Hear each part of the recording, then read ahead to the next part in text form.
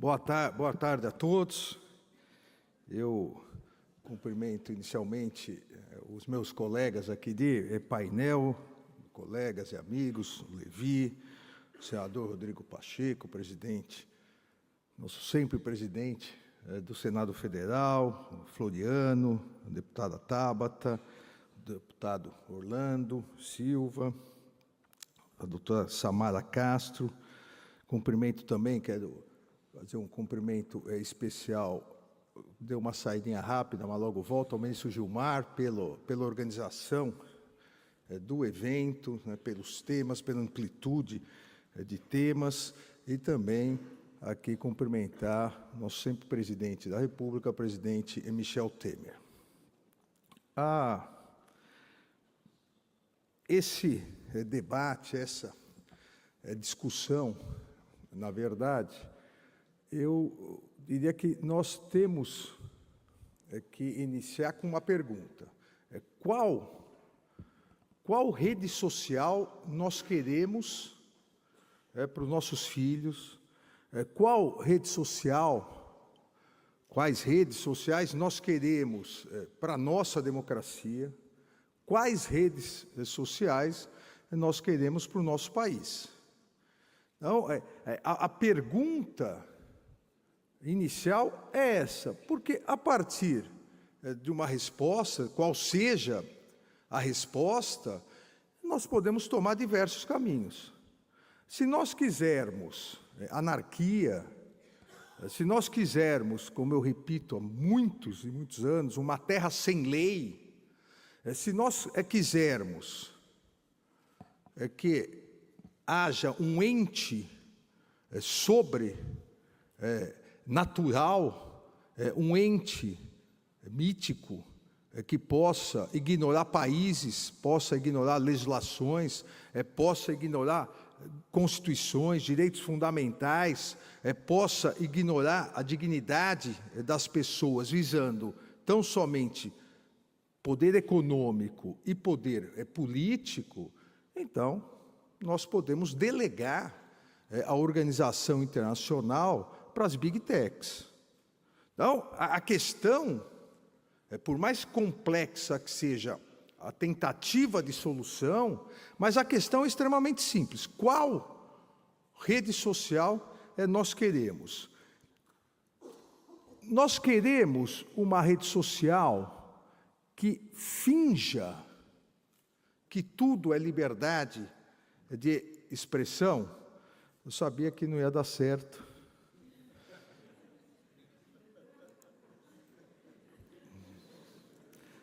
Isso é uma rede social que... isso, pronto. Então, nós queremos uma rede social que direcione, impulsione e divulgue mensagens contra direitos arduamente conquistados por minorias. Isso é liberdade de expressão?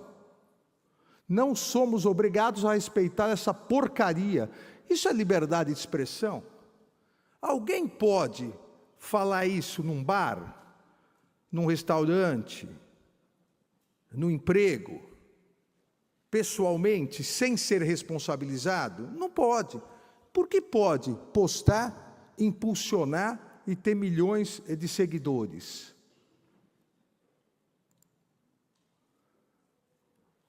A ofensa gratuita a diversas pessoas, o desrespeito à igualdade de gênero,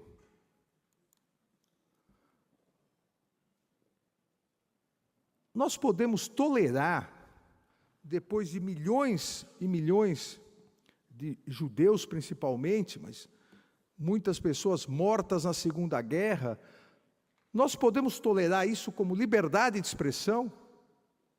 Isso é liberdade de expressão? Nós podemos permitir, como lamentavelmente vem ocorrendo, o aumento de manifestações racistas, quando a Constituição Federal veda expressamente o racismo, determina a imprescritibilidade do crime de racismo? Mas as redes sociais podem, as Big Techs podem, por quê? Elas não se submetem à Constituição Federal? Elas não se submetem à legislação de nenhum país? Lá atrás, um determinado país permitiu que os paraísos fiscais fossem criados para fins econômicos. E só acabou com isso quando sofreu um grande atentado terrorista das Torres Gêmeas. Nós vamos permitir que se crie um paraíso de agressões, de crimes, de induzimentos a crimes de incitação, tão somente porque a nacionalidade dessas empresas é em outro país? Vejam, nós temos milhões e milhões disso. Esse perfil é um perfil não identificado, um perfil que até o momento em que eu preparei o material, continuava normalmente nas redes sociais, cuja autocontenção ou a autorregulação faliu, porque não realizam nada de autocontenção. Veja, mais preconceito. E chegamos aqui ao ápice das Big Techs. As Big Techs deixaram se instrumentalizar dolosamente, uma vez que o impulsionamento é pago, então, dolosamente, e aqui aqueles que estudam direito penal sabem, o dolo eventual é aceitar o resultado e não se preocupar, qualquer que seja ele, deixaram se instrumentalizar para que fosse organizada a tentativa de golpe de Estado do dia 8 de janeiro, com a festa da Selma, mapas, pontos, e deixaram e foram impulsionando numa instrumentalização criminosa, passando o endereço, a convocação, onde se encontrar, o que fazer, mensagens incentivando a quebra do Estado de Direito, a quebra da democracia, permitindo livremente que isso fosse divulgado. E no dia 8 de janeiro, permitiram que as pessoas filmassem e chamassem mais gente para invadir a sede dos três poderes. Era para entrar um filminho de 1 minuto, mas nunca dá certo também. Depois eu mostro o filme. O filme não está aí? Aí, o filme está aí. Isso foi no dia 8 de janeiro. Vocês podem perceber que só são senhoras com bíblias na mão, rezando. O carro, elas estavam ajudando a trocar o pneu do carro, porque há uma certa divulgação de que não se pedia intervenção, que não havia armas, que não houve violência, só senhorinhas com a Bíblia na mão. Nenhuma Bíblia, só para que conste, foi apreendida no dia 8 de janeiro.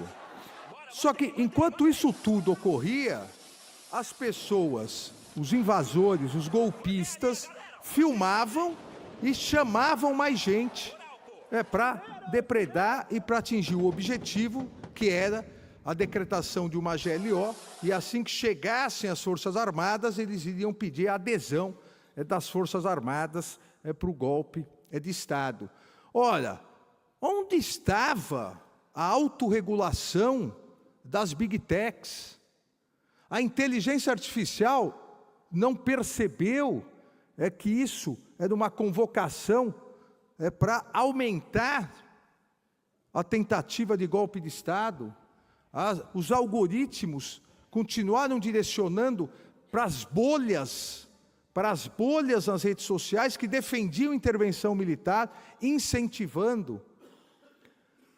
Pode parecer risível o que eu vou dizer agora, se não fosse trágico, mas mais de 400 pessoas foram condenadas, nós já temos mais de 1.000, mas mais de 400 pessoas foram condenadas porque elas mesmas postavam o que estavam fazendo no dia 8 de janeiro e convocando outros manifestantes para intervenção militar, para golpe de Estado no dia 8. E isso sendo incentivado pelas redes, com a possibilidade que foi necessário conter com os governadores de estados, com os comandantes das polícias militares, do efeito dominó. Porque o que pretendiam essas mensagens era um efeito dominó, um efeito em cascata, em vários estados que ainda tinham pessoas à frente dos quartéis do Exército. E onde estava a autorregulação? Porque tudo impulsionado, tudo monetarizado, tudo ganhando dinheiro. E chegamos ao ápice da falência da autorregulação. Crianças e adolescentes morrendo, porque são incentivados, induzidos, e eu diria até auxiliados, para desafios de autolesão, de sufocamento, de aerosol, de spray, de desodorante, e as crianças morrendo. Ora, se a autorregulação das Big Techs, se ela despreza a democracia, se ela despreza a igualdade de gênero, se ela despreza o combate ao racismo, mas ela despreza também a vida de crianças e adolescentes, olha, alguma coisa está errada. Alguma coisa está errada nessa, eu diria, liberdade total de praticar atividades ilícitas, utilizando a liberdade de expressão como escudo protetivo para ganhar dinheiro, de um lado, porque, infelizmente, essas notícias, discursos de ódio, imagens que chocam, geram muito mais monetização, para ganhar dinheiro e para induzir politicamente as pessoas. A questão de ataques em escolas. Então, são várias questões que... Uma criança de 13 anos assassinada por um trama pelas redes sociais e autorregulação preocupada em divulgar mais, para dar mais likes e dar mais dinheiro. Na Austrália, o primeiro-ministro, ele precisou determinar que essa rede bem conhecida de todos nós, tem uma certa proximidade comigo, a rede X, mostrava um padre sendo assassinado e ficava monetizando e divulgando. Precisou o primeiro-ministro determinar a retirada. Nós, então, precisamos ter essa resposta. Obviamente, pessoas de bom senso, pessoas de boa fé, não podem permitir que isso continue. Então, a discussão começa a partir, ao meu ver, dessa fixação. É impossível que continuem como estão. A partir daí, as pessoas de boa fé, de bom senso, vão discutir quais são os limites, o que pode, o que deve, como pode ser, e isso, obviamente, está sempre em evolução. Porque, desde que o mundo é mundo, absolutamente nenhuma atividade econômica que repercute em milhões, e no caso bilhões de pessoas, deixou de ser regulamentada. É uma falácia dizer que não é possível a regulamentação. Nada na história da humanidade, nada na história do mundo indica que alguma atividade econômica que, além de ganhar bilhões, de outro lado, se comunica diretamente com bilhões de pessoas, influenciando essas pessoas, nenhuma atividade econômica deixou de ser regulamentada. Por que essa deve ser a primeira na história da humanidade? Sendo que é um mecanismo, até hoje criado, o mecanismo com maior poder de comunicação existente. Há uma obra, final da década de 70, de Giovanni Sartori, um cientista político, que analisou o impacto da televisão nas crianças, nos adolescentes e na democracia, colocando que, se não houvesse uma regulamentação, isso geraria inúmeros problemas. Se nós pegarmos essa obra, que é de 79, tirarmos toda vez a palavra televisão e colocarmos redes sociais, ela está atualíssima. E a democracia acabou porque rádio, televisão tem uma regulamentação. A liberdade de expressão não existe. É possível alguém ir num programa de televisão, em qualquer lugar do mundo, e esquartejar uma pessoa ao vivo, sem responsabilidade? Sufocar uma criança? Induzir uma criança a se automutilar? É possível isso? Não. Então, por que é possível nas redes sociais? As redes sociais realizaram uma lavagem cerebral nas pessoas para querer dizer que o que elas fazem é liberdade de expressão. Nós jamais podemos confundir liberdade de expressão com liberdade de agressão, com liberdade para insultos, para liberdade para o discurso de ódio, para o racismo, para a misoginia. Como todos os outros segmentos da sociedade, também as redes sociais, elas devem ser regulamentadas. Nunca na história também da humanidade, tanto poder econômico e político esteve tão concentrado na mão de pouquíssimas pessoas. E isso começou lá atrás, nas primaveras árabes. As redes sociais ainda incipientes foram utilizadas, porque, vejam, um parênteses, rede social, internet, não é boa nem ruim. A sua finalidade é comunicar, permitir uma maior interação. Se você utiliza para o bem, ela é boa. Se você utiliza para o mal, ela é ruim. Ela é um instrumento. E ela se iniciou para o bem.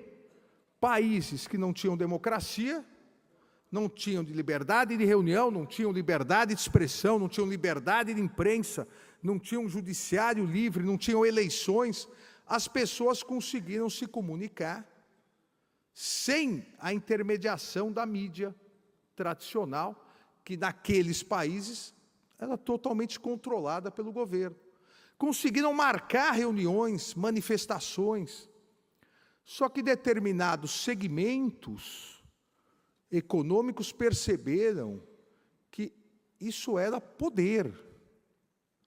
E esses segmentos econômicos, o que fizeram? A partir de inúmeros estudos competentes e eficientes, eles perceberam que o controle das redes sociais se daria via direcionamento de algoritmos. Não existe ninguém, nenhum órgão, nem os órgãos estatais no mundo, que tenham um banco de dados igual às redes sociais. Elas sabem o que todos nós gostamos de comer, beber, vestir, porque todo mundo compra. todo mundo paga, todo mundo se comunica pelas redes sociais. A partir desse banco de dados, os algoritmos, e esse é um grande desafio no mundo todo, uma maior transparência dos algoritmos. Ninguém quer saber o segredo industrial dos algoritmos. Mas por que eles direcionam assim para A e de outra forma para o B? Por que, quando você é crítico das redes sociais e você consulta o seu nome, vem 100 notícias ruins? Até achar uma boa, a pessoa cansou. Quando você é a favor das redes sociais, só vem notícia boa quando consulta o nome da pessoa. Isso é direcionamento de algoritmo. As Big Techs não são neutras. Aquela ilusão, a partir das primaveras árabes, que as redes sociais, as Big Techs, seriam depósitos de ideias, discussões, um grande mercado livre de ideias, neutro, isso não ocorreu. As redes sociais, principalmente as Big Techs, elas têm lado, têm religião, têm opção econômica, opção política, e é justo que tenham. Só que nós temos que partir da certeza de que elas têm isso. Se elas têm, elas não podem induzir, direcionar de forma não transparente. E foi isso que as Big Techs foram construindo. Primeiro, do ponto de vista econômico, para cativar bolhas de consumidores para os seus produtos. No Brasil, o Superior Tribunal de Justiça declarou ilegal a prática de você impulsionar via internet para o seu produto. Você vai lá e quer comprar um carro preto de tal marca. Vem o link. Você conhece essa outra marca, esse outro carro? E você quer voltar para o outro. Não, você não consegue, porque é um impulsionamento. E nós, depois, no Tribunal Superior Eleitoral, proibimos essa prática nas eleições. Eu até fui o redator do acórdão, no que eu chamei de estelionato eleitoral. Você consultava um candidato, a deputado, a senador, mas você conhece o que o outro candidato fez? E vinha isso. Ou seja, as redes sociais, as Big Techs, elas não são neutras, elas têm lado, elas direcionam os algoritmos. Os deputados que aqui estão sabem, porque sofreram na pele isso, quando se pretendeu votar o regime de urgência para votar o PL, cuja relatoria era do deputado Orlando, o que as Big Techs fizeram. Um texto jogando a população contra os deputados e mandando via algoritmos para cada local onde era a base eleitoral desse deputado. E logo teria eleições, obviamente. A Câmara dos Deputados recolheu e não votou. Ou seja, intimidaram o Congresso Nacional. Tanto que o então presidente da Câmara, deputado Arthur Lira, solicitou a abertura de um inquérito para investigar essas Big Techs. Porque o que elas fizeram no início, para fins econômicos, para induzir, para que comprassem os seus produtos, ou os produtos que mais lhe pagassem, num determinado momento alguém disse, olha, o produto é o candidato. O induzimento para comprar é um induzimento eleitoral, é a mesma coisa. Vamos agora conseguir também o poder político. Eu repito, poucas vezes, ou talvez nenhuma vez na história, um poder econômico, um poder político de influência tão grande está concentrado na mão de pouquíssimas pessoas que desrespeitam as jurisdições e desrespeitam a soberania dos países. Nós não podemos aceitar isso, deve haver uma regulação. Todos devem ter acompanhado o Supremo Tribunal Federal, julgando 2 casos concretos, estabeleceu uma tese de repercussão geral, uma tese de repercussão geral que muito aproveitou já uma experiência ímpar que o Brasil teve nas eleições. O Brasil eu diria, nesse ponto, é um exemplo para os demais países, porque nós sofremos, no Brasil, a tentativa de desvirtuamento das eleições. Algoritmos direcionados para tentar direcionar as eleições e retirar do eleitor o que é mais sagrado, a liberdade de escolha, bombardeando com notícias falsas, desinformação, mentiras em relação a candidato A, candidato B, a situações inexistentes. E aquela experiência do Tribunal Superior Eleitoral muito foi absorvida nessa tese do Supremo, que determinou agora expressamente, para poder atuar no Brasil, tem que ter sede e representante no Brasil. Ora, é muito fácil querer influenciar milhões de pessoas no Brasil e ser absolutamente irresponsável perante a legislação brasileira. Você não tem quem intimar, quem determinar que retire determinada postagem, quem responde por indenização, por danos morais. Nós já tínhamos no Supremo essa jurisprudência, mas agora, por repercussão geral, só pode atuar no Brasil, só pode divulgar no Brasil, independentemente da origem da empresa, da rede social, da Big Tech, se tiver sede e representante legal no Brasil. Se não tiver, não atua.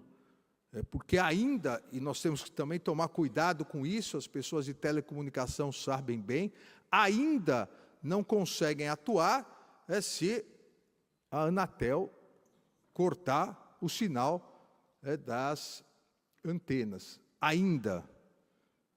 Porque a soberania dos países sofre um outro ataque, que é a possibilidade de Big Techs, mas para o futuro, ignorarem os países e transmitirem com satélites de baixa órbita.